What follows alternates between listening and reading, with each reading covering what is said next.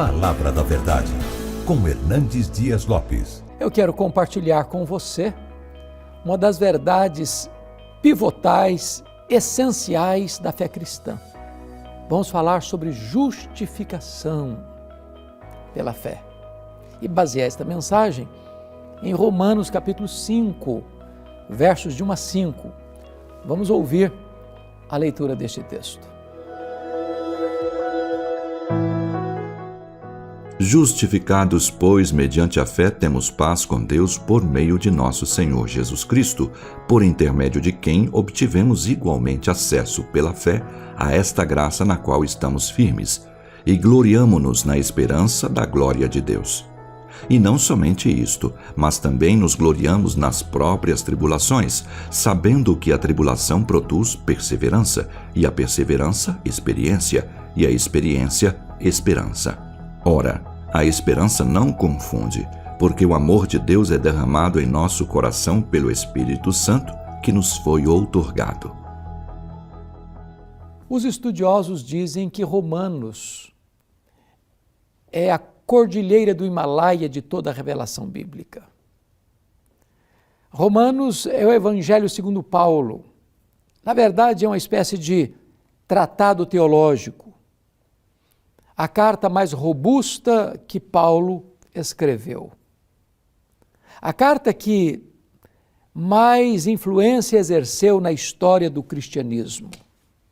Está por trás da conversão de Agostinho, da Reforma Protestante, da conversão de John Wesley, o grande avivalista do século XVIII, e tem sido o grande manual da teologia cristã ao longo dos séculos. No texto lido, o apóstolo Paulo vai tratar desta grande doutrina da justificação pela fé, que já vem tratando desde o capítulo 3, versículo 24, tratando do fundamento desta doutrina. No capítulo 4 ele mostrou como esta doutrina está ancorada no Antigo Testamento, porque Abraão e Davi, os dois símbolos da história de Israel, foram justificados pela fé. E agora, no capítulo 5, ele vai falar sobre os frutos da justificação. Mas antes de entrar nos frutos da justificação, me permita falar o que é justificação. A justificação é um ato de Deus, onde Deus declara justo diante do seu tribunal todo aquele que crê em Jesus. Porque Deus imputou, colocou na conta do seu Filho os nossos pecados, e Jesus então morre pelos nossos pecados, quitando a nossa dívida, pagando a nossa dívida, remindo-nos com o seu sangue, e então Deus imputa a nós, coloca na nossa conta toda a justiça de Cristo. A justificação é um ato, não é um processo, único e irrepetível. Não tem graus, não tem ninguém mais justificado que outro. É um ato que acontece fora de você e não dentro de você. Acontece no tribunal de Deus. No momento em que você crê em Jesus, Deus declara você lá no tribunal dele, quites com a lei, quites com a justiça. Já nenhuma condenação a mais para aqueles que estão em Cristo Jesus, nosso Senhor. Você toma posse da justificação pela fé. A fé é a causa instrumental, porque a base mesmo da justificação é o que Cristo fez na cruz em seu favor, em seu lugar. Pois bem, agora Paulo vai dizer, justificados, pois, mediante a fé, temos paz com Deus. O primeiro fruto da justificação é que você tem paz com Deus. Isso não é sentimento, isso é status. Você agora foi reconciliado com Deus. Agora você passou de réu para filho. Não tem mais muro de separação entre você e Deus. Agora, lá no tribunal de Deus, você tem um crédito infinito. Não só seus pecados foram perdoados do passado, do presente e do futuro, Mas você tem um crédito infinito na sua conta. Toda a justiça de Cristo está depositada na sua conta. Porque Deus não colocou sua dívida na sua conta, colocou na conta do seu filho. Ele morreu pelos seus pecados.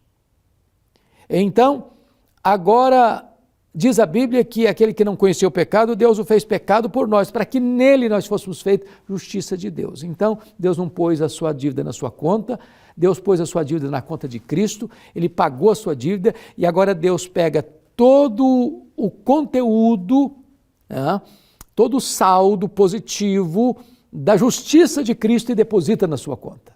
Isso é justificação. Agora você tem paz com Deus, seu relacionamento com Deus foi plenamente restaurado. Mas ele prossegue e diz o seguinte, no versículo 2, confira aí comigo. Ele diz assim, por intermédio de quem obtivemos igualmente acesso a esta graça na qual estamos firmes. Então o segundo fruto é o acesso à graça. Esta palavra acesso à graça, na língua grega, ela é muito importante, porque era a palavra usada para a introdução de alguém na sala do trono. Esta palavra também era usada para o adorador que entrava no Santo dos Santos, para adorar, onde estava a presença de Deus.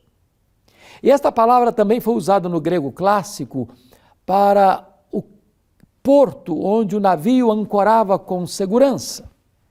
Isso significa que você não apenas tem paz em relação ao passado, você tem acesso contínuo à graça no presente.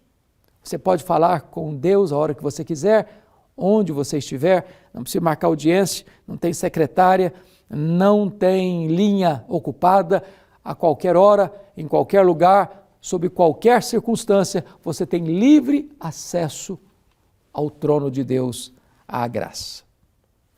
Mas há um terceiro fruto da justificação, quando ele diz assim, e nos gloriamo-nos na esperança da glória de Deus. Versículo 2, na parte final. Então você tem paz em relação ao passado, você tem graça contínua em relação ao presente e você tem esperança da glória em relação ao futuro. Você não precisa mais ter medo da morte, porque a morte foi vencida. Você não precisa ter medo mais de condenação, porque já nenhuma condenação há mais para aqueles que estão em Cristo Jesus. Você não tem medo mais do amanhã, da morte, da eternidade.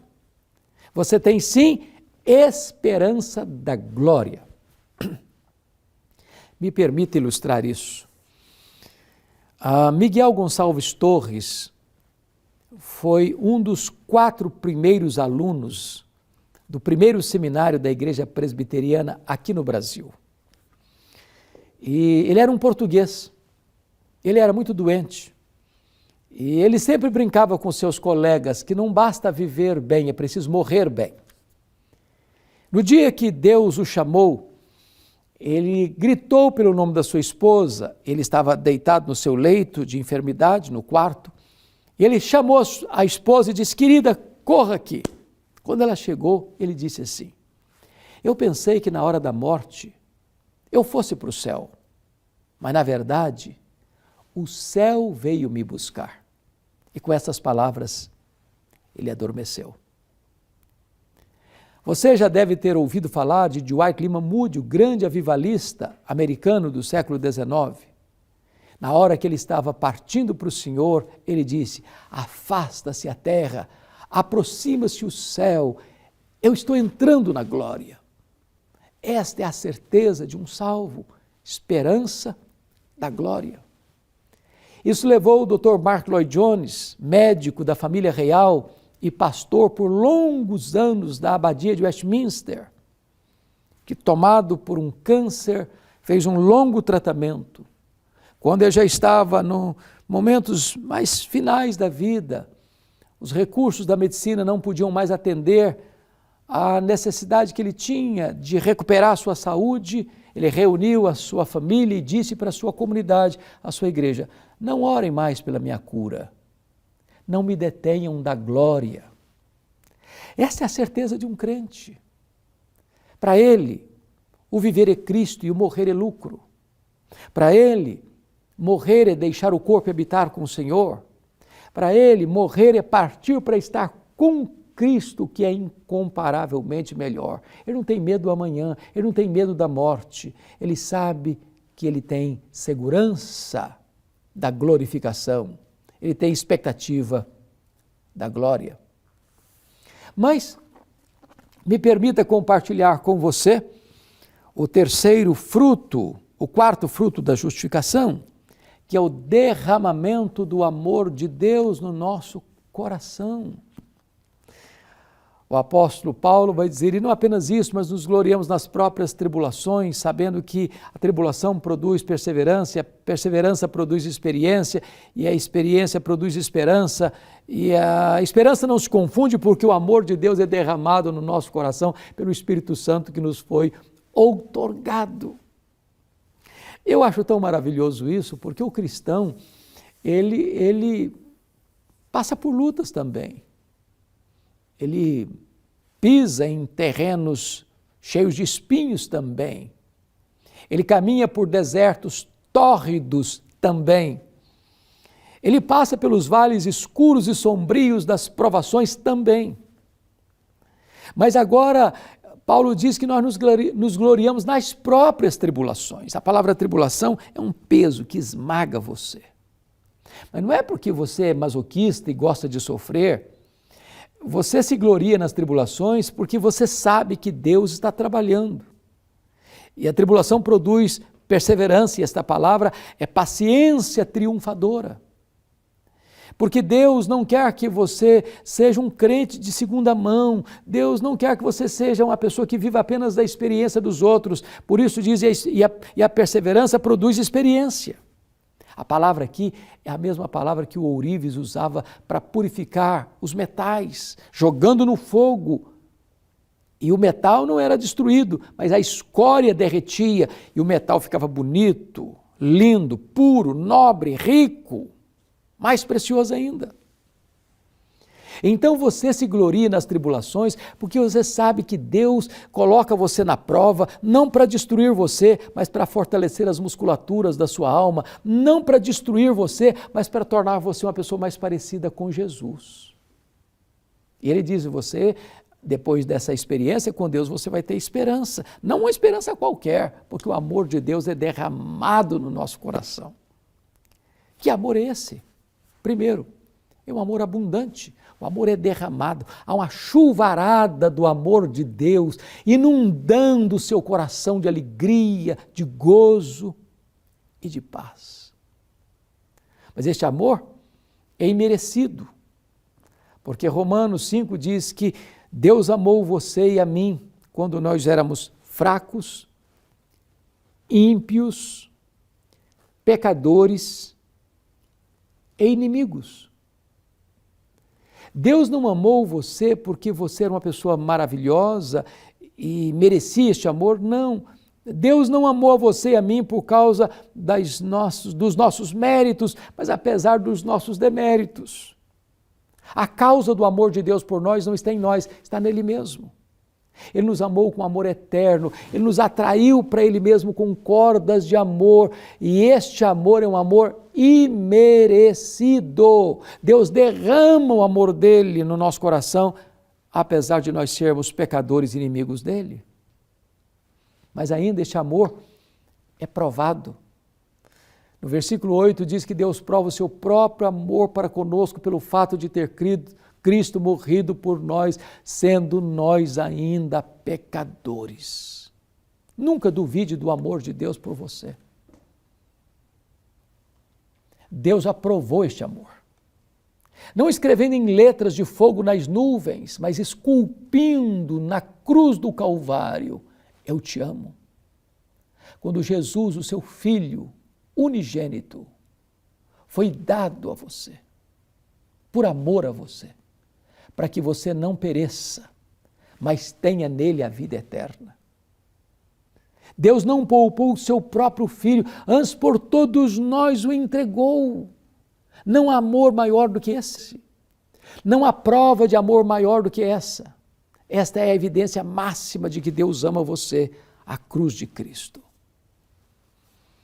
Mas agora, O outro fruto da justificação, e eu quero terminar aqui, é que você pode se gloriar no próprio Deus. Lá no final, ele diz assim, no versículo 11, não apenas isto, mas também nos gloriamos em Deus por nosso Senhor Jesus Cristo, por intermédio de quem obtivemos também a reconciliação.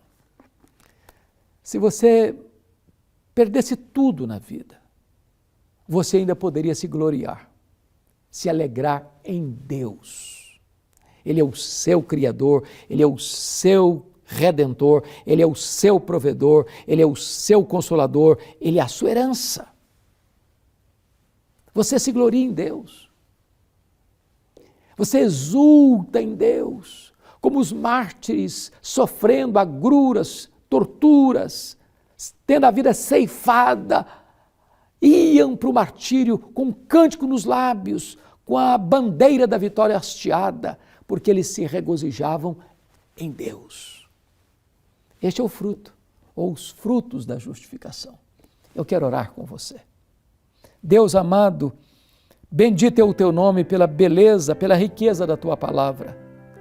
E eu te peço agora que tu apliques esta palavra ao coração de todos aqueles que estão nos assistindo. Assim oramos, em nome de Jesus. Amém.